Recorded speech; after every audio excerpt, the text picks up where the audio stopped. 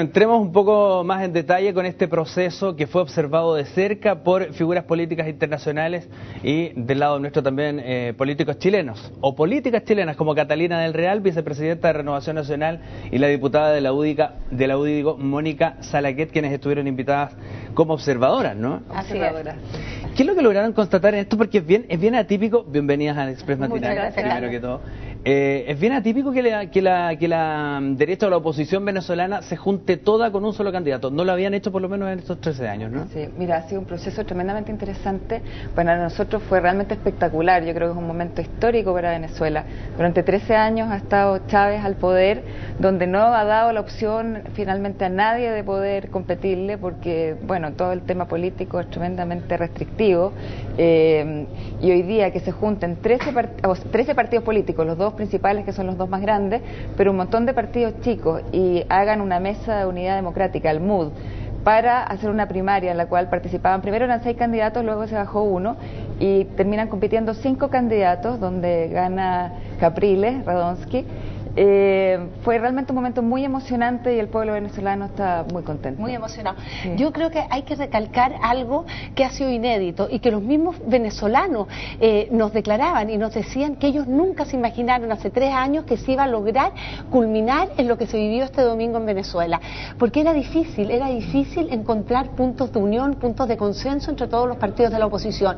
Y hoy lo lograron. Hoy, como dice el candidato Capriles, se oyó a Venezuela, porque además el discurso de Capriles es un discurso de consenso, es un discurso que busca una unidad y que mira hacia un futuro. Entonces es algo tremendamente interesante y fue emocionante. Nosotros visitamos más de 15 colegios desde muy temprano en la mañana. 9 de la mañana nosotros ya estábamos en la zona Libertador, en Caracas, y tú veías colas de personas, mucha gente con discapacidad, muchos adultos mayores comprometidos y entendiendo que el proceso tuvo ciertas cosas que indudablemente lo dificultaron. Porque, por ejemplo, en colegios donde normalmente habían 15 máquinas, esta vez se ponían 3. En Venezuela no votan por voto escrito, dijéramos, sino que votan a través de unas máquinas.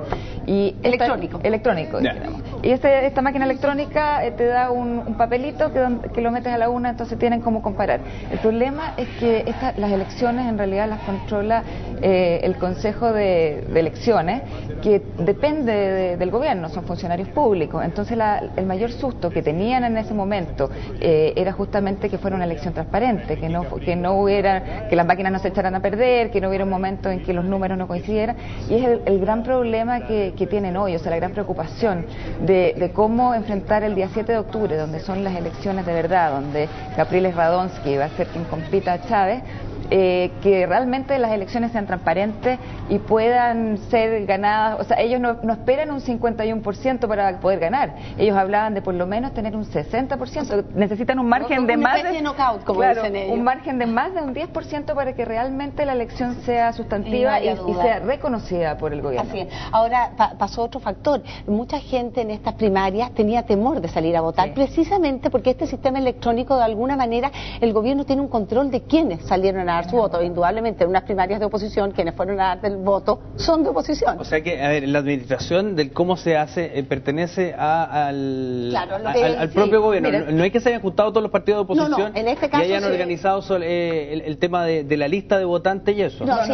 Perdón, lo que pasa es que la oposición se organiza, ¿no es cierto? Toda la oposición, esto fue una elección de primarias de oposición, pero toman los servicios como del registro electoral, como el que tenemos nosotros. Y lo contratan el servicio. Y a partir de eso, que ustedes dicen que eventualmente pudieran tener el registro y los venezolanos decían tener temor, muchos dijeron tener temor de salir, y es por eso que todas las proyecciones, las más optimistas de la oposición, pensaban que iba a votar a lo máximo un 10% de los venezolanos del registro electoral, lo que equivalía más o menos a 1,8 millones, y resulta que fue una sorpresa para Venezuela, para la misma Mesa de la Unidad, que votaron más de 3 millones de personas. Ustedes son figuras políticas de la derecha chilena, y la oposición venezolana es mayoritariamente derecha versus la izquierda que ha protagonizado Chávez. Chávez. No, pero hay un nuevo panorama político, un espectro en la oposición a eso que éramos más que nosotras dos. Estaban representantes, estaba Juan Carlos Latorre, diputado de la Democracia Cristiana, estaba Ricardo Rincón, también de la Democracia Cristiana. Lo que pasa es que se juntan partidos mucho más allá de la derecha, o sea, tienes partidos de centro y un poco izquierda quizás. No, porque la sensación que queda es como, ya, aquí se juntó la derecha, invitó solo gente de derecha para que observara su proceso. No. Por eso quiero que me vayan retratando un poco cómo fue que tan amplio llegó a ser. La Mesa de la Unidad está conformada por un conglomerado de partidos, todos opositores a Chávez. O sea, eso es lo que lo une. Tienen un objetivo común. Así es, y estaba la Fundación Carter, había gente de Colombia, de Nicaragua, habían observadores de todas partes del mundo. Y otra cosa que la vivimos todos, y lo comentamos esa tarde en la Mesa de la Unidad, ¿no es cierto? Era como cuando tú llegabas a los centros de votación, los venezolanos no solo te aplaudían, sino que te pedían que les saques fotos, te pedían que vayas al mundo a decir lo que nosotros vemos. O sea, nosotros vimos un proceso transparente, nosotros vimos un proceso tranquilo, pero también vivimos gente ansiosa de expresarse. Y eso se dio el día domingo. Fue un día altamente místico y emotivo, te diría yo. La gente se atrevió, perdió ese miedo y salió a las calles. ¿Sabes por qué yo lo llevo a ese plano? Y a lo mejor me puede comentar respecto a al cómo se extrapola la sensación de división quizás que se vive en Venezuela hacia otros países. Porque cuando pasa algo en Venezuela, no se queda solamente en Venezuela. Yo recuerdo en distintas instancias, por ejemplo, uno de los defensores del gobierno de Hugo Chávez acá en Chile es el senador Alejandro Navarro. Y también están los detractores, dentro de los cuales está principalmente la derecha y centro derecha chilena. Eso puede volver a vivirse en el proceso electoral que se ve en Venezuela al tomar una connotación distinta a este proceso, al tener más energía, digamos, la oposición. Mira, hoy día en Venezuela tienes tres bloques en realidad, o sea, bueno, dos. Uno que es el chavismo, que hoy día representa un 32%, según estudios que han hecho. Otro que es el antichavismo, que representa un 28%. Y tienes un 40%, una masa bastante importante, y quienes van a definir la elección, que son independientes, que en el fondo le llaman los ni-ni, o sea, que no están ni con uno ni con otro, y que en realidad son gente que quiere vivir tranquila, que ven, realmente para mí fue impresionante ver el deterioro del país. O sea, como un país tan rico, con tanto petróleo, con tantos recursos naturales, con un paisaje maravilloso, puede estar casi cayéndose. O sea, tú ves las construcciones tremendamente deterioradas, la suciedad en las calles, los cerros con gente que se ha tomado por todo este tema de las tomas, se toman y hacen unas casas prácticamente colgando. O sea, una pobreza que tú no puedes imaginarlo, no puedes creerlo. Y por otro lado, la gente ansiosa de surgir, ansiosa de que vuelva a la Venezuela de verdad. O sea, que hay en torno a un 40% de público al cual captar, de votantes. Sí, absolutamente. ¿Cuáles son las estrategias? ¿Cómo ven ustedes la estrategia de opositores y oficialismo? Bueno, opositores, y Capriles Radonsky lo dijo, y nosotros tuvimos la oportunidad de conversar personalmente con él. O sea, ellos están apostando a que cada uno de esos 3 millones de venezolanos que salieron este domingo a dar su voto, en el fondo sobrepasando los miedos, los temores, porque hay una sensación de miedo, ¿no es cierto?, en el pueblo venezolano, capte uno o dos más. Si tú te imaginas que cada uno de los que salió llevara 2 votantes más, estamos hablando de 9 millones, estamos hablando del 50% del padrón electoral.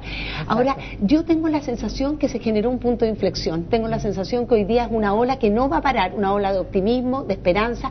Hoy día lo que se vive en Venezuela es, además, en el día a día, es lo que te lo expresa la gente, ¿no es cierto?, mucho temor. Tenemos un país altamente armado, una sociedad civil armada.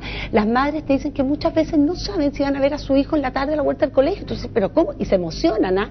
Incluso si gente se nos ponía a llorar porque dice que las balas al aire, fíjate lo que significa una sociedad civil armada. Tú ves el nivel de temor, te dicen, por favor no tome un taxi, por favor no salga a la calle. Pero ¿cómo es tanto? Así o sea, viven el día a día. A las 7 de la tarde nosotros no podíamos caminar por la calle, nos prohibieron tomar taxi. La guía que nos llevaba nos contaba cómo habían secuestrado a su hija. Los secuestros expresos pan de cada día. Absolutamente, y que ella había tenido que ir a un lugar oscuro, entregar una cantidad de dinero, y no le entregaron a la hija en ese momento, sino que la dejaron en el metro en otro lado. O sea, una experiencia que tú dices, o sea, esto no puede ser lo que están viviendo. Y eso de las percepciones versus los cálculos, porque si lo llevamos a la matemática política, podríamos decir, ¿cuántos eran los porcentajes? Mira, un 32% chavismo, un 28% antichavismo.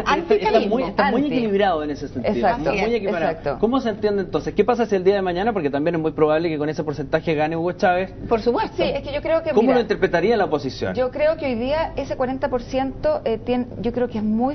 O sea, no es muy fácil, pero se puede conseguir, se puede ganar, porque realmente muchos de ellos lo que tienen es miedo. Lo que tienen es miedo a manifestarse, miedo a que finalmente Chávez vuelva a ganar y ellos se les quiten los beneficios. Mira, el mundo chavista hoy día se compone hay 5 componentes. Primero tienes los militares, que, bueno, apoyan, por supuesto. Después tienes el mundo comunista, y esos son los 2 principales grupos que son los que tienen ideas y objetivos muy diferentes, o sea, los militares y los comunistas. Y ese es el gran problema que se ve hoy día también con el tema de la salud de Chávez. O sea, en el caso dado de que la salud se empeore y que tenga que haber un sucesor, va a haber una confrontación entre estos militares y estos comunistas. Chávez se dio cuenta y lo que hizo fue nombrar a un vicepresidente militar, justamente para bajar la tensión dentro de los militares, que son los que más le preocupan, que pueden generar un golpe armado. Claro, o sea, incluso se rumorea eso, sí, en el fondo, que el mismo oficialismo hoy día ya no está tan cohesionado como estaba hace unos años atrás. Y además de estos 2 grupos principales, luego tienes un porcentaje que es el castrismo, que es quien lo sustenta con el discurso y con todo el tema internacional. Después tienes un grupo de burocracia, que finalmente son los que quedaron a la cabeza de las empresas del Estado, que fueron finalmente toda la gente importante y los altos dirigentes fueron sacados, fueron destinados a otras, o sea, en realidad se fueron al exilio casi, y subieron un montón de personas poco capacitadas, con poca educación, que finalmente no tenían mucha experiencia de estar al mando de estas empresas y que han desmantelado las empresas. O sea, tú ves la falta de productos, realmente, bueno, y el otro punto es la gran masa chavista, que son los beneficiarios de todos los subsidios del Estado. Incluso en este momento tú sabes que hasta los presos se les está dando un sueldo mínimo. El sueldo mínimo. Entonces, bueno, vamos a revisar. A ver, tenemos ahí un punto de vista que resulta súper interesante con el proceso que vivieron, y que evidentemente vamos, ¿cuándo? Es en octubre esto, ¿no? Ahí vamos, el 7 de octubre. Ahí vamos a estar pendientes entonces sobre ese tema. Les quiero agradecer su presencia hoy día acá con nosotros. Muchas gracias, Carlos. Muchas gracias.